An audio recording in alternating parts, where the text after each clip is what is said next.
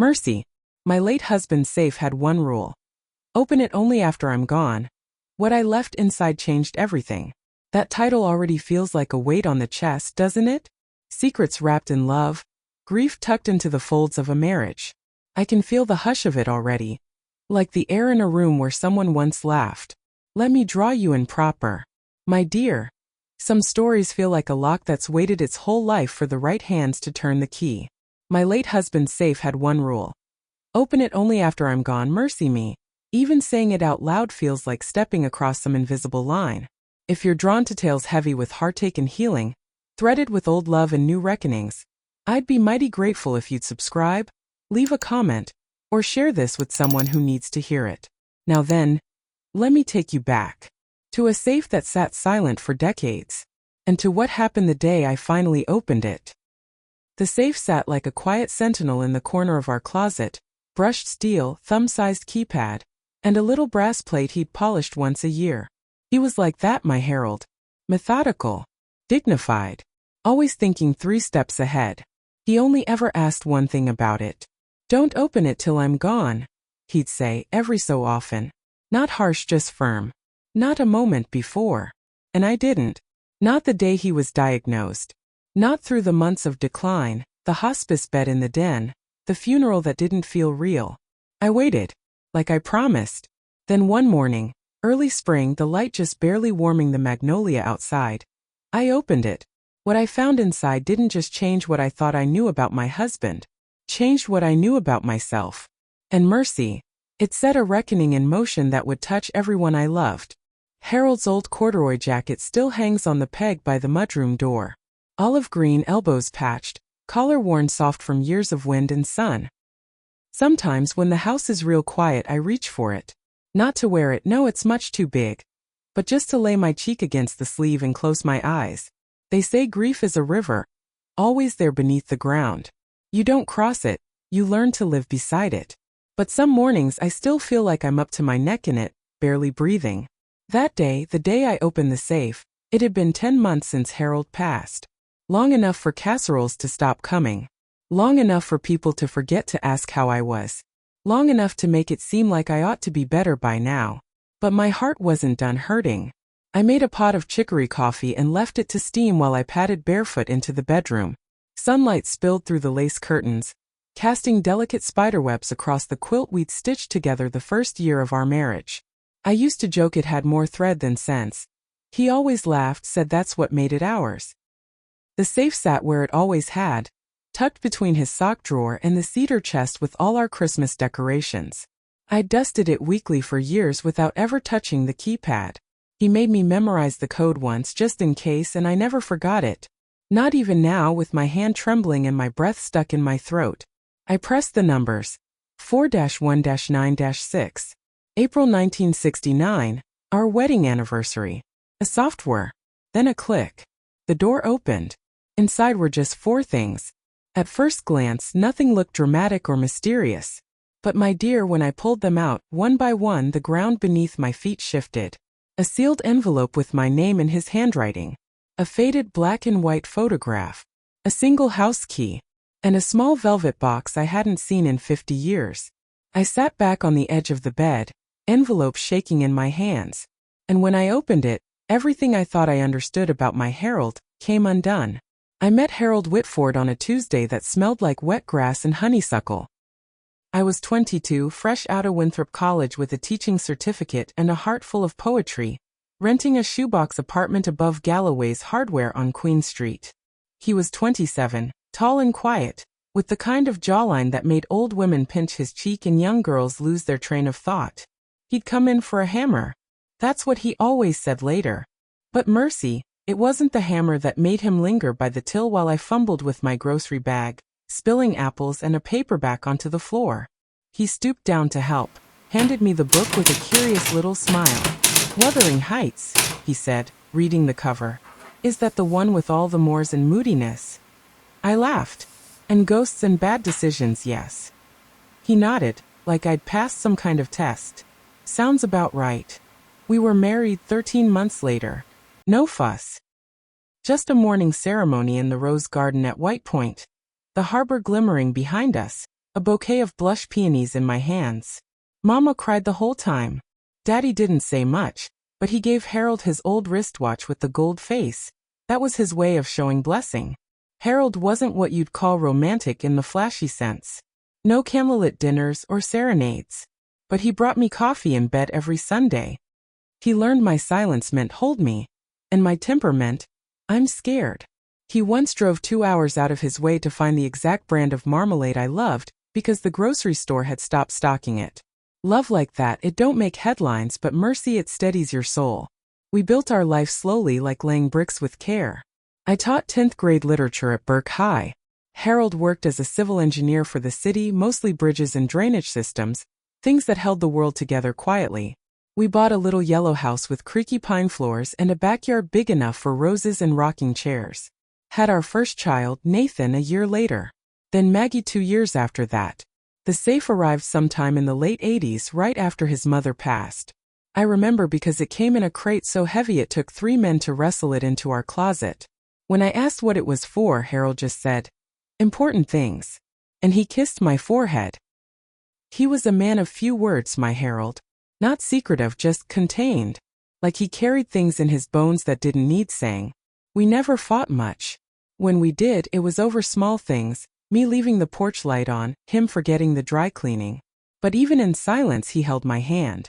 Even in winter, he brought in cuttings from the camellia bush for the kitchen table. Still, I can't say I knew everything about him. There were moments, a phone call he took outside, a letter he burned before I could see it, a trip he took to Savannah for work that didn't quite add up. I didn't press. Maybe I should have. But life was busy and I trusted him. He always came home to me. Always. Until the day he didn't. It was a Thursday when Harold collapsed. He'd been out back, pruning the rose arbor, humming along to Coltrane on the radio. His old favorite. I was inside, peeling peaches for a cobbler when I heard the sound. Not a cry or a crash, just a thump, low and solid, like someone had dropped a sack of flour on the patio stones. I ran out barefoot, juice still on my hands, and found him on his knees beside the climbing roses. His face was pale, drawn tight with pain, one hand pressed to his chest. Ellie, he whispered. Call someone. That was all. The diagnosis came quick and cruel. Stage 4 pancreatic cancer. Inoperable. Maybe 6 months, the doctor said, if we were lucky. We weren't. He lasted 4 months of gentle unraveling, of thinning hair and hollow cheeks, and pain medicine that made him forget where he was some days.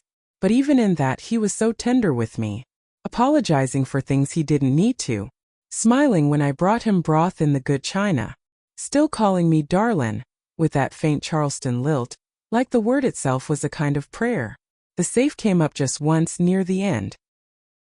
He was lying in the hospital bed we'd set up in the den, the afternoon light soft through the curtains, the air filled with the scent of lemon balm and lavender I kept in a diffuser. I left something for you, he said, voice thin as gauze. In the safe. I touched his hand. You'll show me yourself. When you're better. But he just looked at me, those clear hazel eyes already somewhere I couldn't reach. No, ella. Listen to me. You don't open it until after. Promise me. I swallowed hard. I promise. He died 2 weeks later. Just before dawn. I was dozing in the armchair beside him, and when I woke, he was gone, peaceful still, his hand resting on his chest like he'd fallen asleep waiting for a train. We buried him in Magnolia Cemetery, not far from the marsh he loved. The day was warm, the air thick with birdsong. Maggie read a poem. Nathan played a hymn on his old guitar. I just stood there, silent, feeling like the world had tilted off its axis. After the funeral, people came and went. Friends brought meals. Neighbors sent cards. The church ladies left flowers. Then came the quiet. And the safe waited. 10 months passed before I found the courage to open it. 10 months of sleeping on one side of the bed. 10 months of hearing his voice in the rustle of the paper, the creak of the porch swing, the crackle of the fire. And when I finally opened it, when my trembling hands pulled out that envelope, that photo, that key, and that velvet box, I felt the air shift around me. Because the truth my Harold had tucked away behind a 4-digit code wasn't just for me. It was about someone else. Someone I never knew existed. I didn't open the envelope first. I couldn't. Not with my name staring back at me in Harold's handwriting, so familiar and final. Instead, I reached for the photograph. It was old, creased down the center, edges curled from years of being handled. In it, a boy stood in front of a clapboard house barefoot, grinning wide at the camera. Maybe 7 or 8 years old. Straw blonde hair, gap-toothed smile, hands shoved into the pockets of denim overalls. Behind him, a woman I didn't recognize stood on the porch, one hand shading her eyes, the other resting on the doorframe. The back of the photo had a note in Harold's writing, slanted and small.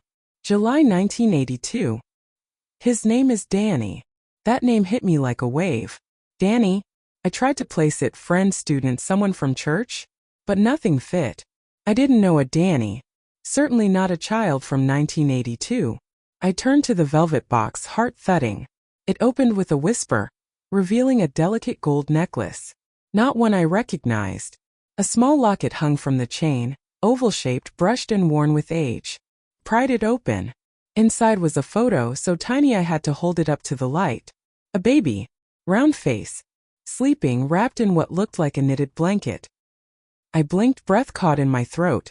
The baby looked familiar. Not because I knew them, but because they bore his eyes. Harold's eyes. Same color. Same shape. Same quiet gaze. I sat back dizzy. Who was Danny? I could feel the walls closing in, the silence in the room pressing harder than before. It wasn't just grief anymore. It was something darker, tangled with disbelief. With trembling fingers, I opened the envelope. It held a letter. 6 pages written in Harold's hand. The first word stopped me cold. Ellie, if you're reading this, I'm gone. And I've done something I never should have. Something I've kept from you for most of our life. But the time's come for the truth. I only ask that you listen before you judge. The letter shook as I read. And by the time I reached the second page, I knew. Danny was Harold's son. Not our son. Not a child we'd lost or given up. But a child he'd fathered with someone else. In 1982, when we were still married. The letter unfolded like a confession Harold had carried in his bones for decades.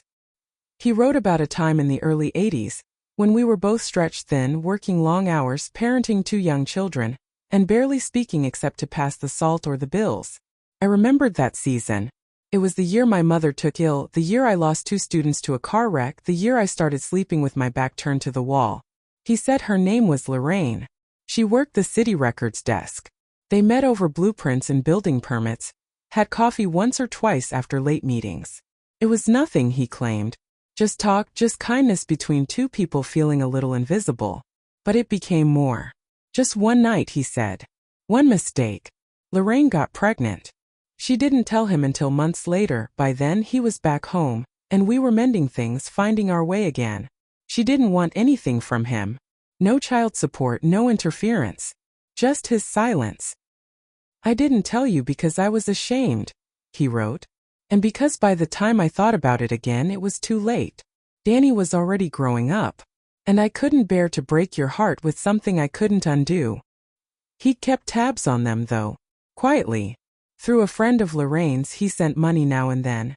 Nothing official, just enough to help. He never met the boy. Never wrote. Just watched from afar. But Lorraine passed away 2 years ago, and Danny, grown now in his early 40s, had written Harold a letter. Said he knew the truth. Said he didn't want anything but a conversation. Closure. And Harold, already sick, wrote him back. They exchanged letters for almost a year before Harold got too weak to hold a pen. The last thing he wrote to Danny was this. I wish I'd had the courage to tell the truth sooner. Not just for you but for Ellie. She deserved that. You deserved it. I hope someday she'll find her way to you. And I hope you'll forgive me. I couldn't breathe. Couldn't cry. Just sat there, letter in my lap, the house silent as stone around me. My Harold, my faithful, tender Harold, had lived a whole second story beneath our life. And now he'd left it in my lap, like a puzzle box with one piece missing. The next morning, I took the key from the safe and drove to the address he'd scrawled at the bottom of the last page. To find Danny.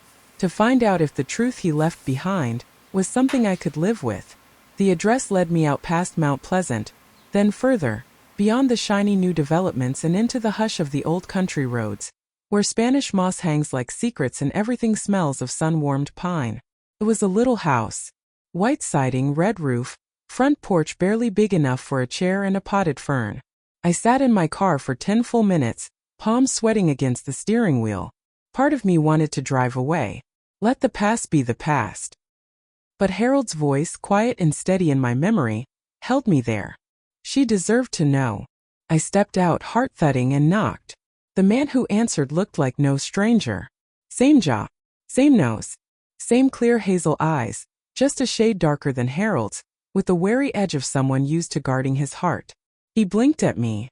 "Can I help you?" I opened my mouth, but nothing came out. I handed him the letter. The one I'd brought in my purse, copied from Harold's final pages. He read it right there on the porch, his lips pressing into a thin line, eyes flickering. When he looked back up, his voice was quiet. "You're Eleanor." "Ellie," I said. "Everyone calls me Ellie." He nodded. "I wasn't sure you'd ever come." "I wasn't either." He stepped back, holding the screen door open. "Would you like to come in?" His home was simple. Clean. A few photos on the mantel. A woman I guessed was his mother, a young girl on a bicycle, a dog with a lopsided grin. He poured sweet tea without asking, handed me a glass. "I always wondered about you," he said, sitting across from me. What kind of woman he chose. What kind of life he had. I stared at the glass in my hand. I wondered what kind of man he was with you. Danny didn't flinch. Just sipped his tea. He wrote to me like someone trying to build a bridge in the dark. We sat in silence a while.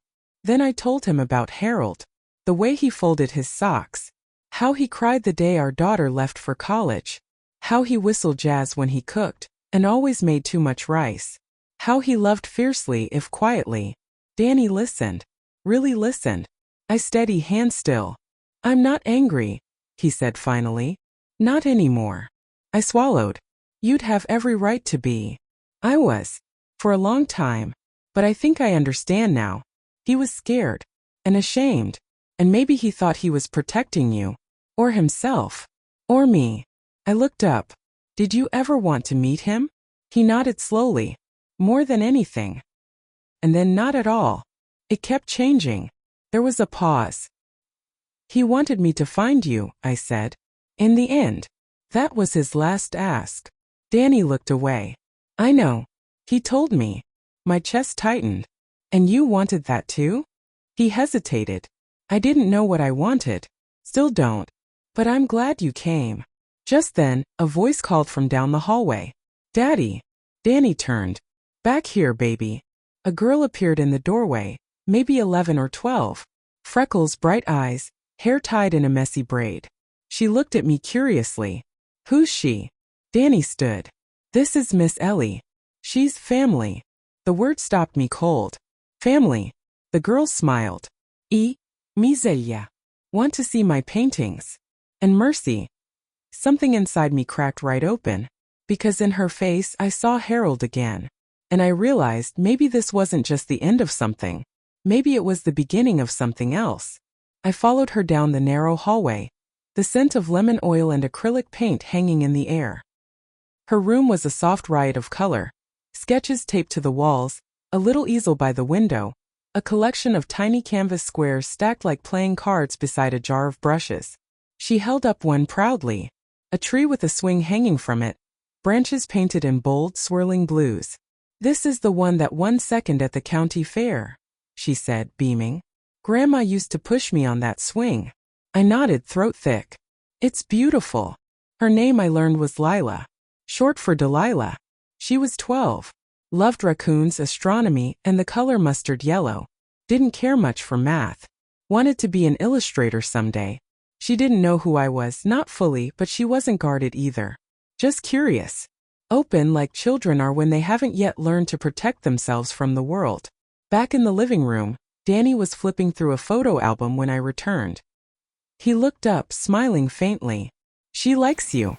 She reminds me of Harold." His smile faltered, then returned softer this time. "She's got his stubbornness." I sat beside him, glancing down at the album. Photos of birthdays, camping trips, Christmas mornings. Pages filled with a life I hadn't known existed. She ever ask about her grandfather? I asked. He nodded. I told her the truth, that he wasn't part of my life, but he tried in his way near the end. I took a breath. Would it be all right if I got to know her? Danny studied me for a long moment. I think she'd like that. Outside, the sky had turned lavender and gold, dusk wrapping its arms around the porch like an old friend. I stayed for dinner, fried chicken, sweet corn, and green beans with too much pepper, just the way Harold used to make them. We didn't talk much during the meal, just passed plates and exchanged glances, the kind of silence that starts to feel like the soil of something new. Afterward, I stood by the door, keys in hand, unsure what to say. Danny spoke first. I don't know what comes next. Neither do I. But maybe we don't need to. I nodded. Maybe we just show up, one day at a time. He reached out, hesitated, then hugged me. It wasn't the kind of embrace that says everything's all right. It was the kind that says we're trying.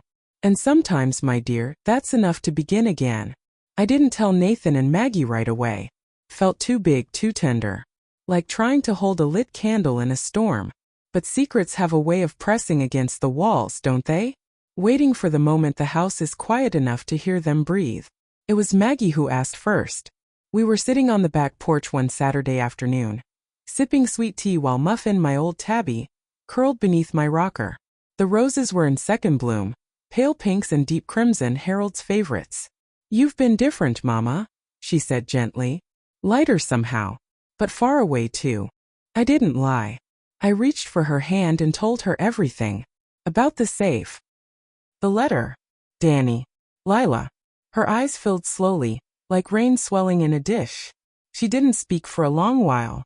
So Daddy had a son we never knew about, she whispered. And you met him? I did. He's kind. Thoughtful. A lot like your father in ways that surprised me. She pulled her hand away, stood up. And he kept it from us? All these years?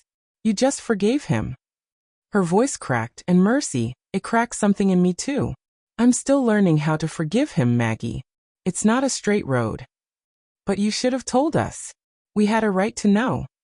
I nodded, tears stinging. I know. I didn't want to break your heart like mine was broken. She paced the porch, hands on her hips. And what do you want from us now? To welcome this stranger like a brother? No, I said quietly.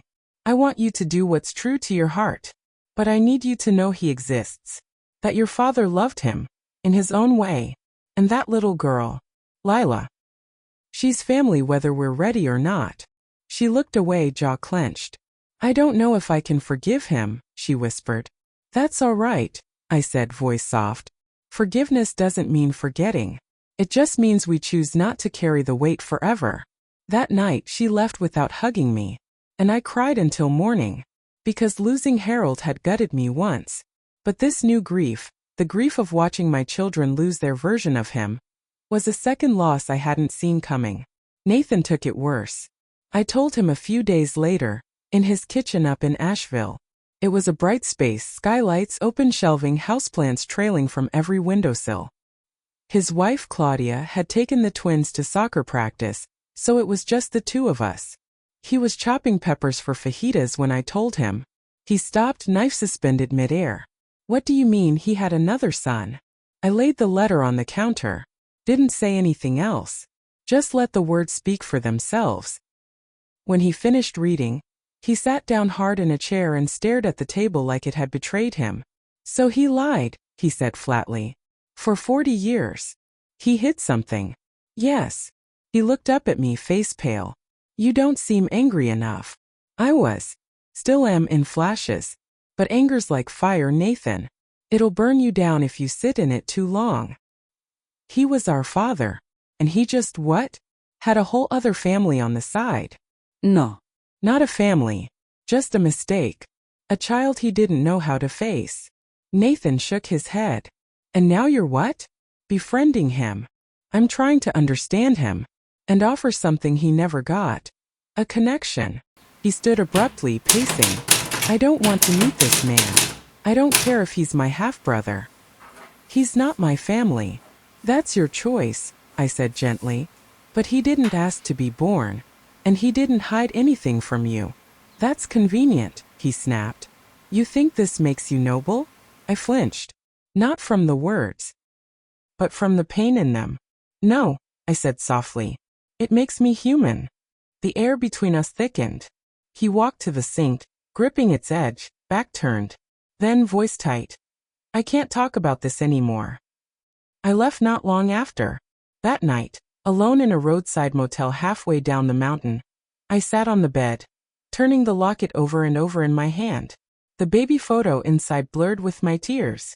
I'd spent my life building a family from Sunday dinners and bedtime stories and band-aids and kisses. And now it felt like someone had opened a trapdoor beneath it. Harold's secret had become our inheritance, and we each had to decide what to do with it. The weeks that followed stretched like cold linen, clean, empty, and tight against the skin. Maggie didn't call. Nathan answered only in clipped texts. We're fine. Busy this week. Talk later. I didn't press. I knew the silence was its own language, grief spelled sideways. But mercy, it ached something fierce. Even the house seemed to sense the shift. It got too quiet too fast. I'd catch myself setting 2 plates at dinner, or turning to ask Harold something before remembering. The roses outside bloomed full that season, almost defiantly. I busied myself with pruning, repotting, journaling. Every few days I'd drive out to see Danny and Lila. Not every visit was long. Sometimes just enough time for a cup of tea, a story, a painting. Lila had started calling me Miss Ellie, with that casual sweetness that children carry. Half title, half invitation. One afternoon, she tugged at my sleeve as I was leaving. Did my granddaddy like birds? I smiled. He loved them. Cardinals were his favorite. She beamed. I'm painting you one next. Danny and I didn't talk much about Harold. Not at first. We stayed in the present. Art shows, weather, how his job at the Marine Lab was going. We let time do what time does. Soften the sharpest edges. But one evening, as the sun dipped low and Lila practiced piano in the next room, he turned to me and said, Sometimes I wonder who I'd have been if he'd been in my life. I looked out at the crepe myrtle blooming by his window. Maybe you'd be different. Or maybe you'd just carry different scars. Danny nodded slowly. Do you think he was a good man? I didn't answer right away. I think he was a flawed man who tried to be good, I said finally. And sometimes that's the best we can ask of anyone. He looked at me then, not as a woman who'd been lied to, or as some fragile relic of his father's choices, but just as me. I'm glad you came. That night, as I drove home beneath a honey-colored sky, I felt something shift. Not forgiveness, not yet, but the start of something just as holy. Understanding. A letter arrived 3 weeks later. From Maggie. Folded crisp, written in her neat, looping hand. The same script I'd helped her practice at the kitchen table when she was 7. Mama, I've been thinking about everything you told me. About Daddy. About Danny. About the ways people we love can still disappoint us. I haven't made peace with it. I don't know when I will. But I realized something last night, watching my son fall asleep with Harold's old quilt. We are not just the sum of our pain. We are the sum of what we choose to do with it. I'm not ready to meet him. Not yet. But I'm not angry with you. Not anymore. Love. Maggie. I read it 3 times. Then pressed it to my chest, tears slipping down my cheeks like something loosened at last. Later that week, Nathan called. His voice was tired, a little hoarse. We talked about the twins' science fair, Claudia's garden, a new song he was writing. Then, just before we hung up, he said, I've been thinking about meeting him. My breath caught. You don't have to, I said gently. I know, but I think I want to. He paused. I miss Dad, but I think maybe knowing Danny might help me understand the pieces of him I never saw. I smiled into the phone. You sound like your father when he was brave. Silence. Then a soft chuckle. Yeah, maybe. The next Sunday, I invited Danny and Lila to the house. It was Lila's first time seeing where Harold had lived. She wandered through the rooms like they whispered to her.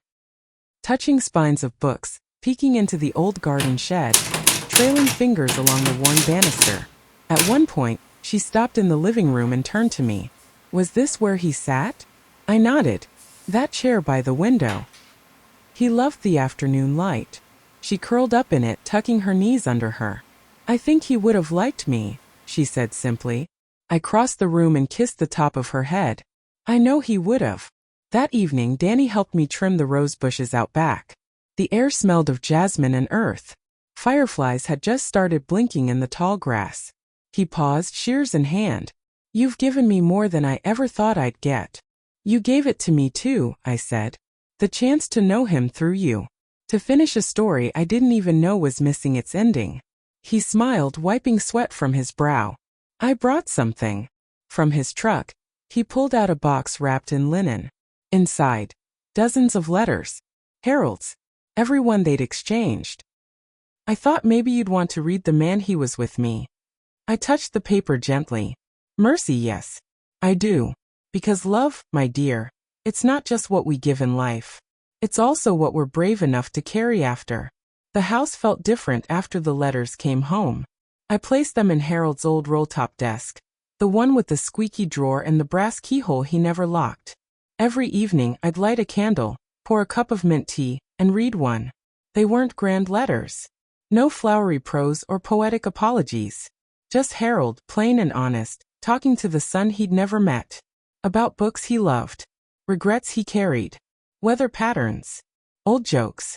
Pain he didn't know how to name. He signed every letter the same way. Be well. Ush. One night, I found one that stopped me cold. I think I was afraid, Danny. Afraid that if Ellie knew, she'd see me differently. That the life we built would come undone. And in hiding it, I think I weakened the very thing I was trying to protect. I don't know if she'll forgive me. I don't deserve it.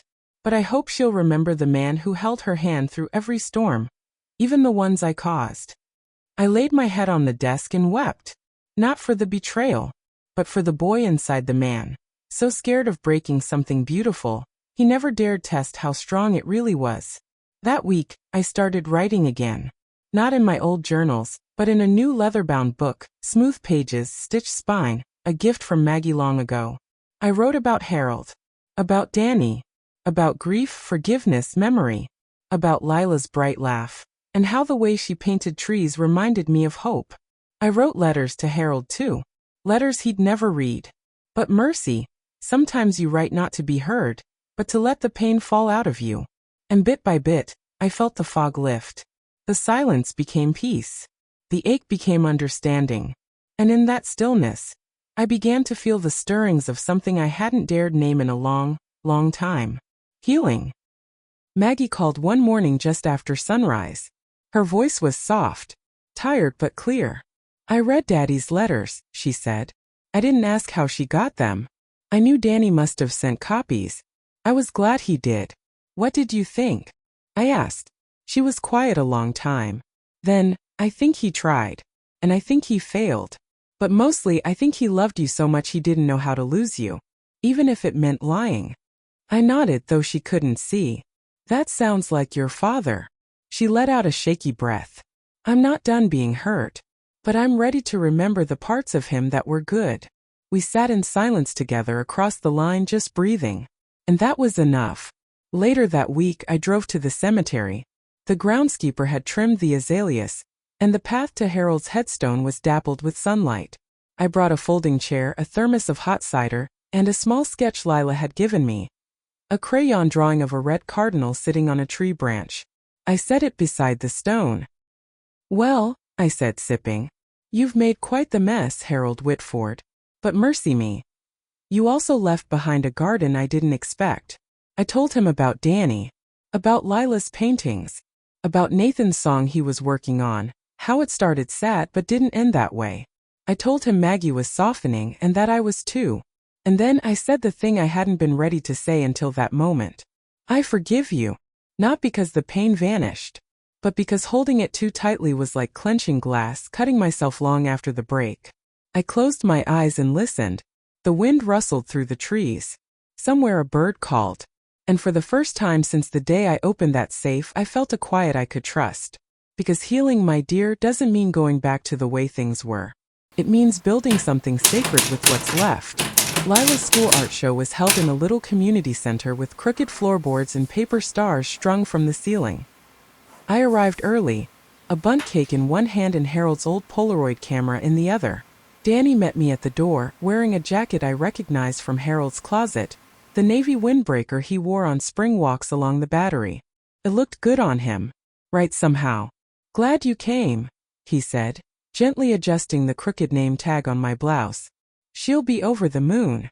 Lila's paintings were displayed on the far wall. Trees in motion, skies full of possibility. Cardinals perched on fences and windowsills. There was one of the safe, too. I recognized it instantly.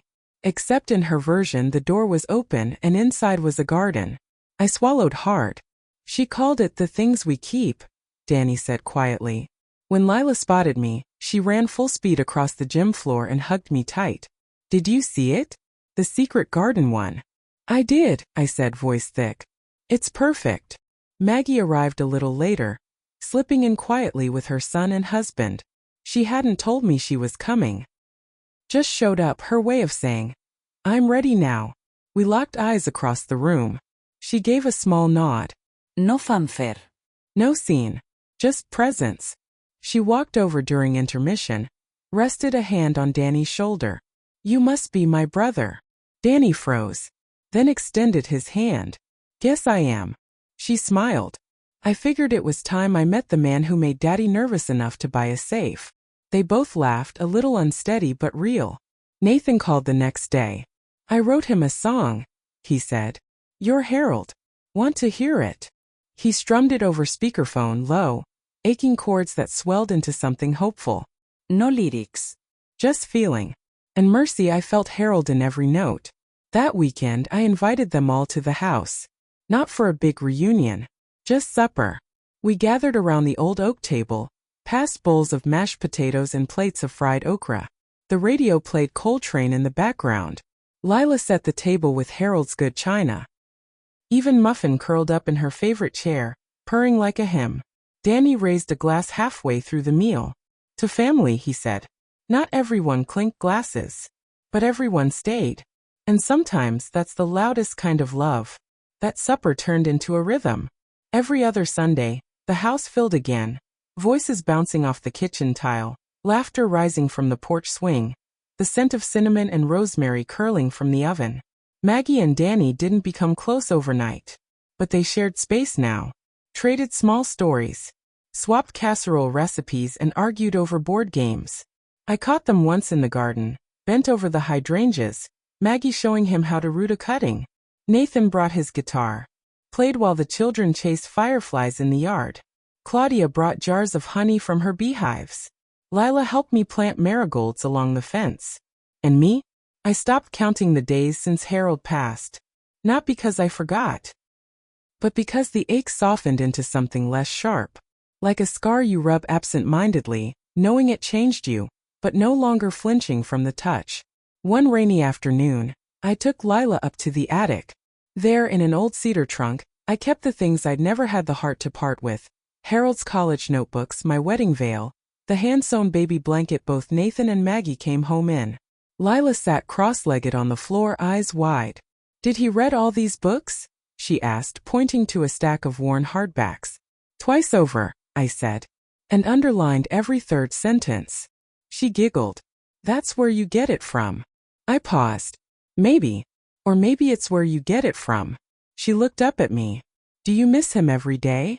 I nodded, but not always with sadness. She thought about that. "I think he's still here." I smiled. "I think so too. Because mercy me, he was. In the music. In the meals. In the peace between once wounded people trying to love anyway. He was there in every cardinal on the windowsill. Every locket unopened. Every one that dared to be. And in that attic, with the rain pattering the roof and Lila tracing her fingers over a faded photograph, I realized something simple and soul-deep. The truth Harold left behind hadn't destroyed us. It had revealed us. All our strength, all our softness, all our stubborn, stumbling grace, fall settled into Charleston slow and golden. The mornings turned crisp. The crepe myrtles dropped their last petals. The sea air smelled of earth and smoke and memory. One Saturday in October, we gathered at Magnolia Cemetery for something I hadn't dared dream might happen. A memorial, not for Harold's death, but for the pieces of him that had gone unnamed too long. Danny had asked if we could do it. Not for him, he said, but for the parts of our story we finally get to say out loud. We met beneath the oak trees, just the family. Maggie brought cider in a thermos. Nathan strummed a quiet tune as we arrived. Lila clutched a bouquet of marigolds in one hand, a folded drawing in the other. I brought the locket. We stood in a loose circle near Harold's stone. No fanfare. No formal speeches. Just stories. Maggie spoke first about Harold's quiet steadiness. The way he'd walk her to school even on rainy days, holding the umbrella too high so she could see the puddles. Nathan shared a poem. Not his own. One Harold used to recite under his breath. Something about time and tides and truth. Then Danny stepped forward. He didn't say much. Just that he wished he'd known Harold sooner. That he'd carried his own anger long enough. And now, he was ready to carry something lighter. Lila placed the marigolds beside the headstone, then opened her drawing. Harold in the garden, kneeling among roses, a cardinal perched on his shoulder. She didn't say a word. Just smiled. I stepped forward last. I held the locket up to the sunlight. Harold, I said, voice steady, you made mistakes, but you gave us something we never expected. A second beginning.